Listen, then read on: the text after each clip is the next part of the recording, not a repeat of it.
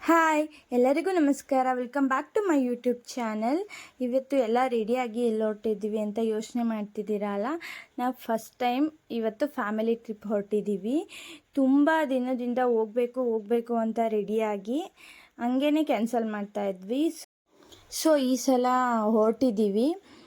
ಸಿಗಂದೂರಲ್ಲಿ ಒಂದು ಅರ್ಕೆ ಕೂಡ ಇತ್ತು, ಸೊ ಕ್ಯಾನ್ಸಲ್ ಮಾಡಬಾರ್ದು ಅಂತ ಹೇಳ್ಬಿಟ್ಟು ಹೊರಟಿದ್ದೀವಿ. ಅಮ್ಮ ಪಾಪುಗೆ ರೆಡಿ ಮಾಡ್ತಿದ್ದಾರೆ, ನಾವೆಲ್ಲ ರೆಡಿ ಆದ್ವಿ. ಸೊ ಲಾಸ್ಟಲ್ಲಿ ಅವನೊಬ್ಬನೇ ಲಾಸ್ಟಿಗೆ ಎಬ್ಬಿಸ್ಬಿಟ್ಟು ಅವನನ್ನು ಅಮ್ಮ ಈಗ ರೆಡಿ ಮಾಡ್ತಿದ್ದಾರೆ.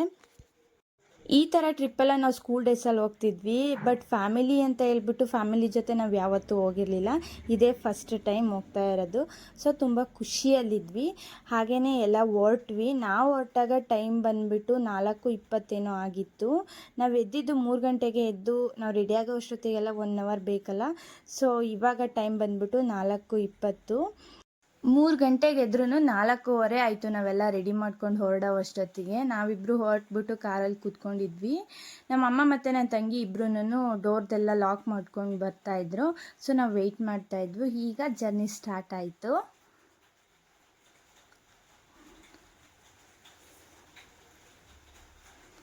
ಬೇಗನೆ 3 ಗಂಟೆಗೆ ಎದ್ದಿದ್ವಲ್ಲ, ಸೊ ತಲೆಯೆಲ್ಲ ನೋವ್ತಾ ಇತ್ತು, ಕಣ್ಣೆಲ್ಲ ಒಂಥರ ಆಗಿತ್ತು. ಸೊ ಫಸ್ಟು ಒಂದು ಲೋಟ ಟೀ ಕುಡಿಯೋಣ ಅಂತ ಹೇಳ್ಬಿಟ್ಟು ಫಸ್ಟ್ ಟೀ ಕುಡಿದ್ಬಿಟ್ಟು ಹೊರಡ್ತಾ ಇದ್ದೀವಿ. ಆ ವಿಡಿಯೋನ ನಾನು ಮಾಡ್ಕೊಳ್ಳಿಲ್ಲ. ಟೀ ಕುಡ್ದಾದ್ಮೇಲೆ ನಾವು ಜರ್ನಿಸ್ ಮತ್ತೆ ಸ್ಟಾರ್ಟ್ ಮಾಡಿದ್ವಿ. ಹೋಗ್ತಾ ಹೋಗ್ತಾ ಹಾಗೆ ಬೆಳಕು ಆಗೋಗ್ಬಿಡ್ತು. 7 ಗಂಟೆ 8 ಗಂಟೆ ಆದ್ರೂ ಇನ್ನೂ ಸೂರ್ಯ ಬಂದಿರಲಿಲ್ಲ, ಯಾಕಂದರೆ ಫುಲ್ ಮೋಡ ಕವಿದ್ಬಿಟ್ಟಿತ್ತು. ಹಾಗೆಯೇ ನಾವು ಶಿವಮೊಗ್ಗ ಹತ್ತತ್ರ ಹೋದಾಗ ಮಾತ್ರ ಮಳೆ ಸ್ಟಾರ್ಟ್ ಆಯಿತು ಸ್ವಲ್ಪ, ಅದಕ್ಕಿಂತ ಮುಂಚೆ ಮಳೆ ಇರಲಿಲ್ಲ. ಹಾಗೆ ಪಾಪನೂ ಕೂಡ 4:15 ಎದ್ಬಿಟ್ಟಿದ್ನಲ್ಲ, ಅವನ ಹಾಗೆ ಮಲ್ಕೊಂಬಿಟ್ಟ ಕಾರಿಗೆ ಬಂದ ತಕ್ಷಣ. ಈಗ ಎದ್ದ. ಸೊ ಇವಾಗೊಂದು ವಿಡಿಯೋ ಮಾಡಿಕೊಂಡೆ.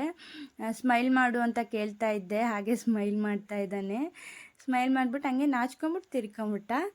ಸೊ ಹಾಗೆಯೇ ಮುಂದೆ ಮಳೆ ಬರ್ತಾಯಿತ್ತು. ತುಂಬ ಜೋರಾಗೇನು ಬರಲಿಲ್ಲ, ಲೈಟಾಗಿ ಮಳೆ ಬರ್ತಾಯಿತ್ತು. ಮಳೆ ಬಂದಿದ್ದಕ್ಕೆ ವೆದರ್ ಫುಲ್ ಕೋಲ್ಡ್ ಆಗೋಯ್ತು. ಹಾಗೆಯೇ ಈ ಥರ ರೋಡ್ ಸೈಡಲ್ಲಿ ಮರಗಳು ಈ ಕಡೆನೇ ಇರೋದು ಅನಿಸುತ್ತೆ. ನಮ್ಮ ಕಡೆ ಎಲ್ಲ ಮುಂಚೆ ಇದ್ವು, ಈಗ ರೋಡ್ ಮಾಡೋಕ್ಕೋಸ್ಕರ ಎಲ್ಲದನ್ನು ಕಡ್ದಾಕಿದ್ದಾರೆ. ಬಟ್ ಈ ಕಡೆ ಪ್ಲೇಸ್ ನೋಡೋಕ್ಕೆ ಬರ್ತೀವಿ ಅಲ್ವಾ ಗೊತ್ತಿಲ್ಲ, ಈ ಥರ ನೇಚರ್ ನೋಡೋಕ್ಕಂತೂ ಬರಲೇಬೇಕು. ತುಂಬ ಚೆನ್ನಾಗಿರುತ್ತೆ ನೋಡೋಕ್ಕೆ. ಹಾಗೆಯೇ ಈ ಕಡೆ ರೋಡ್ ಸೈಡಲ್ಲೆಲ್ಲ ಈ ಥರ ಫುಲ್ ಗ್ರೀನರಿಯಾಗಿ ಎಷ್ಟು ಚೆನ್ನಾಗಿ ಕಾಣ್ತಿದೆ ನೋಡಿ, ಅದಕ್ಕೆ ಈ ವಿಡಿಯೋ ಕ್ಯಾಪ್ಚರ್ ಮಾಡಿದೆ. ಹಾಗೆ ಇಲ್ಲಿಂದ ಡೈರೆಕ್ಟ್ ಹೋಗಿದ್ದು ನಾವು ಜೋಗ್ ಫಾಲ್ಸ್ಗೆ ಹೋದ್ವಿ. ಬಟ್ ಅಲ್ಲೆಲ್ಲ ಕನ್ಸ್ಟ್ರಕ್ಷನ್ ನಡೀತಿತ್ತು ಅಂತ ಹೇಳ್ಬಿಟ್ಟು ಫುಲ್ ಮೇಲ್ಗಡೆ ಬಿಡಲಿಲ್ಲ ಕಾರ್ನೆಲ್ಲ. ಸೊ ಅದಕ್ಕೆ ಇದನ್ನು ಮಾತ್ರ ನೋಡಿದ್ವಿ. ತುಂಬ ಬೇಜಾರಾಯಿತು, ಯಾಕಂದರೆ ಅಲ್ಲಿಂದ ಬಂದ್ವಿ, ನೋಡೋಕೆ ಬಿಡಲಿಲ್ಲ ಅಂತ. ಹಾಗೆಯೇ ಫುಲ್ ಮಂಜೆಲ್ಲ ಕವ್ತ್ಕೊಂಡ್ಬಿಟ್ಟಿತ್ತು. ಇಷ್ಟು ಮಾತ್ರ ಕಾಣ್ತಷ್ಟೇ. ಮುಂದೆ ಹೋಗಿ ನೋಡಿದರೆ ಜೋಗ್ ಫಾಲ್ಸ್ನ ನೋಡಿದರೆ ಇನ್ನೂ ಖುಷಿ ಆಗ್ತಾಯಿತ್ತು. ಬಟ್ ಇಲ್ಲೇ ನೋಡ್ಕೊಂಡು ಬಂದ್ವಿ.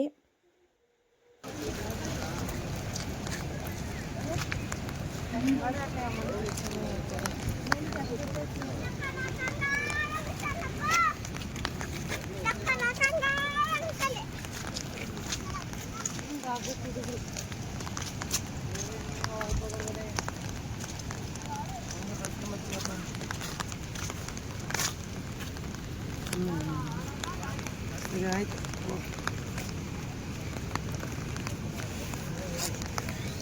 ಸರಿ ಆಯ್ತು. ಎಲ್ಲ ಹಾಕಿಸ್ಕೊಂಡು ಹೋಗಿದ್ದಕ್ಕೂ ಪ್ರತಿಫಲ ಇಲ್ಲ ಅಂದ್ಕೊಂಡು ಅಲ್ಲಿ ಮುಂದೆ ಮಾತ್ರ ಒಂದು ಸಣ್ಣ ಜರಿ ಥರ ಹರಿತಿತ್ತು, ಅದನ್ನು ಮಾತ್ರ ನೋಡಿಕೊಂಡು ಬಂದ್ವಿ. ಹಾಗೆ ವೆದರ್ ಕೂಡ ಕೋಲ್ಡ್ ಆಗಿತ್ತಲ್ಲ, ಸೊ ಜೋಳ ತಿನ್ನೋಣ ಅಂತ ಹೇಳ್ಬಿಟ್ಟು ತೊಗೊಳೋಣ ಅಂತ ಬಂದ್ವಿ. ತುಂಬ ಆಸೆ ಪಟ್ಕೊಂಡು ಬಂದ್ವಿ ಜೋಗ್ ಫಾಲ್ಸ್ ನೋಡೋಣ, ಯಾಕಂದರೆ ಮಳೆ ಬೇರೆ ಬಂದಿತ್ತಲ್ಲ, ಜಾಸ್ತಿ ನೀರಿರುತ್ತೆ ಅಂತ ಹೇಳ್ಬಿಟ್ಟು. ಮುಂದೆ ಕನ್ಸ್ಟ್ರಕ್ಷನ್ ನಡೀತಿತ್ತು ಅಂತ ಬಿಡಲಿಲ್ಲ, ಹಾಗೂ ನಡ್ಕೊಂಡು ಹೋಗ್ಬೋದಿತ್ತು, ಪಾಪು ಬೇರೆ ಇದ್ನಲ್ಲ, ಸೊ ಅದಕ್ಕೆ ನಡ್ಕೊಂಡು ಹೋಗೋಕ್ಕಾಗಲ್ಲ ಅಂತ ಹೇಳ್ಬಿಟ್ಟು ಈಗ ನೆಕ್ಸ್ಟ್ ಹೋಗಿದ್ದು ಶರಾವತಿ ವ್ಯೂ ಪಾಯಿಂಟು. ಇದಂತೂ ಸ್ವರ್ಗ ಅಂತಲೇ ಹೇಳ್ಬೋದು. ಜೋಗ್ ಫಾಲ್ಸಲ್ಲಿ ಬಿಡಲಿಲ್ಲ ಅಂತ ಬೇಜಾರಾಯಿತು, ಬಟ್ ಈ ವ್ಯೂ ನೋಡಿದ ತಕ್ಷಣ ತುಂಬ ಅಂದರೆ ತುಂಬ ಖುಷಿ ಆಯಿತು. ಲೈಫಲ್ಲಿ ಒನ್ ಟೈಮ್ ಆದರೂ ಈ ಥರ ಪ್ಲೇಸಿಗೆ ಬರಬೇಕು. ಕ್ಯಾಮ್ರಾದಲ್ಲೇ ಇಷ್ಟು ಚೆನ್ನಾಗಿ ಕಾಣ್ತಿದೆ, ಡೈರೆಕ್ಟಾಗಿ ನೋಡಿದ್ರಂತೂ ಇನ್ನೂ ತುಂಬ ಚೆನ್ನಾಗಿ ಕಾಣುತ್ತೆ. ನಾವಂತೂ ನೋಡಿ ತುಂಬ ಖುಷಿಪಟ್ವಿ.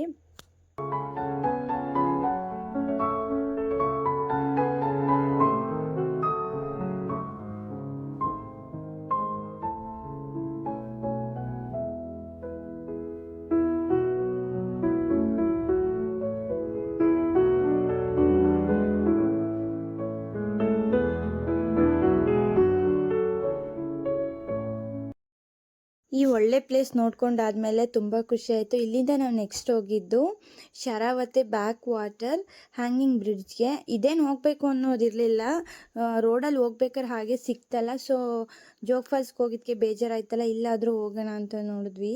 ಇಲ್ಲೂ ಕೂಡ ಅಷ್ಟೇ ತುಂಬ ಅಂದರೆ ತುಂಬ ಚೆನ್ನಾಗಿತ್ತು. ಆ ಕಡೆ ಈ ಕಡೆ ಸೈಡ್ ನೋಡ್ತಾಯಿದ್ರೆ ಭಯ ಆಗೋದು, ಬಟ್ ಪ್ಲೇಸ್ ಮಾತ್ರ ತುಂಬ ಚೆನ್ನಾಗಿತ್ತು. ಇಲ್ಲಿರೋ ಜನ ಈ ಇದ್ರ ಮೇಲೇ ಬೈಕಲ್ಲಿ ಓಡಾಡ್ತಾರೆ, ಬಟ್ ತುಂಬ ಚೆನ್ನಾಗಿತ್ತು ಮಾತ್ರ. ಫಸ್ಟ್ ಈ ಪ್ಲೇಸ್ಗೆ ಹೋದಾಗ ನಾನು ಇದ್ರ ಮೇಲೆ ನಡ್ಕೊಂಡು ಹೋಗ್ತೀನೇನೋ ಅನ್ನೋ ಭಯ ಇತ್ತು, ಯಾಕಂದರೆ ಆ ಕಡೆ ಈ ಕಡೆ ಎರಡು ಸೈಡು ವಾಟರ್ ಇತ್ತಲ್ಲ, ಸೊ ಅದರಿಂದ. ಬಟ್ ಹೋದ್ಮೇಲಂತೂ ತುಂಬ ಇಷ್ಟ ಆಯಿತು, ನೋಡಿಕೊಂಡೇ ನಿಂತ್ಕೊಂಡ್ವಿ. ಆಮೇಲೆ ಒಂದು ಸ್ವಲ್ಪ ಹೊತ್ತು ನೋಡಾದಮೇಲೆ ಅಲ್ಲಿ ಮುಂದೆ ಊರಿದೆಯಂತೆ, ಆ ಊರು ನೋಡೋಕ್ಕಾಗಲಿಲ್ಲ, ಸೊ ಅದ್ರ ಮೇಲ್ಗಡೆ ಮಾತ್ರ ನಡ್ಕೊಂಡೋಗಿ ಮತ್ತೆ ವಾಪಸ್ ಬಂದ್ವಿ. ಈ ಎಕ್ಸ್ಪೀರಿಯನ್ಸ್ ಅಂತೂ ಸಖತ್ತಾಗಿತ್ತು. ನಮ್ಮ ಲೈಫಲ್ಲಿ ಒಂದು ಸಲನೂ ಈ ಥರ ಬ್ರಿಡ್ಜ್ ಮೇಲೆ ಆ ಕಡೆ ಈ ಕಡೆ ನೀರು ಹೋದರೂ ಕೂಡ ಭಯ ಪಡ್ಕೊತಿದ್ವಿ. ಹಾಗೆ ಇಲ್ಲಿಂದ ನೆಕ್ಸ್ಟ್ ಪ್ಲೇಸ್ ಬಂದು ಕೊಲ್ಲೂರು. ಇದಂತೂ ಹಿಸ್ಟಾರಿಕಲ್ ಪ್ಲೇಸ್ ಅಂತಲೇ ಹೇಳ್ಬೋದು. ನಾವು ಚಿಕ್ಕ ಹುಡುಗರಲ್ಲಿ ಸ್ಕೂಲ್ ಟ್ರಿಪ್ಪೆಲ್ಲ ಬರಬೇಕಾದ್ರೆ ಸುಮ್ಮನೆ ದೇವಸ್ಥಾನ ನೋಡೋದು, ಆ ಕಡೆ ಈ ಕಡೆ ನೋಡ್ಕೊಂಡು ಹೋಗ್ತಿದ್ವಿ. ಬಟ್ ಇದು ಹಿಸ್ಟ್ರಿ ತಿಳ್ಕೊಂಡಾದ್ಮೇಲೆ ಹೋಗಿ ನೋಡ್ತೀವಲ್ಲ, ಅವಾಗಂತೂ ವಾವ್ ಅನಿಸುತ್ತೆ. ಇದು ಕೊಲ್ಲೂರು ಮೂಕಾಂಬಿಕೆ ದೇವ್ರ ವಿಗ್ರಹ ಇದೆಯಲ್ಲ, ಪಂಚಲೋಹದಲ್ಲಿರೋ ವಿಗ್ರಹ, ಹಾಗೆ ಶ್ರೀಚಕ್ರದ ಮೇಲೆ ಕುತ್ಕೊಂಡಿರೋದು. ಹಾಗೆ ಇಲ್ಲಿ ಒಂದು ಭರತನಾಟ್ಯ ಪ್ರೋಗ್ರಾಮ್ ಕೂಡ ನಡೀತಿತ್ತು, ಅದು ಕೂಡ ತುಂಬ ಚೆನ್ನಾಗಿತ್ತು.